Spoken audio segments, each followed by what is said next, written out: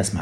البنية كيف تلبس الحجاب الناس كلها تجي ضدها، وزيد يخوفوها. المشكل فيها زيد يخوفوها، يقولها مستقبلك ضاع، يخوفوها. معناها تصور انت بنية تلبس الحجاب ربي يضيعها، هي مسكينة يعلم بها ربي كيفاش قنعت روحها، كيفاش لبستك الحجاب هذاك فيه الفتن فيه السخانة. لا وزيد شنو يقولوا لها؟ يقولها ما هو ربي يعلم اللي الدنيا سخانة، خفف شوي في اللبسة.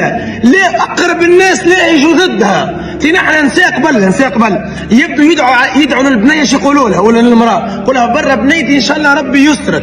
لا ساعات شكون يجي ضدها؟ امها، ساعات يجي ضدها ابوها، ساعات صاحباتها، وهي لبست اللبسه اللي ترضي ربي، هي سترت روحها مسكينه.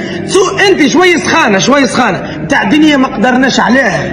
مو يوم القيامه يوم الستر، تستر هنا يسترك يوم القيامه، يبعد عليك الشمس ويبعد عليك السخانه نتاعها ويبعد عليك جهنم. مسكينك البنيه تحمل ساعات تنحي. لا هذاك ما يزيدك كان ثبات. انت رضيتي ربي سبحانه وتعالى، انت امتثلتي امر الله فيك، انت ربي يزيدك نور سبحانه وتعالى. والام والبو ولا ولاد الحومه ولا بلاد الحومه كيشوفوا بنيه لابس الحجاب العكس يسمو واحد يعتز. لا ساعات يذكروها بالماضي، انت لابس الحجاب، انت متاع حجابي ثابت.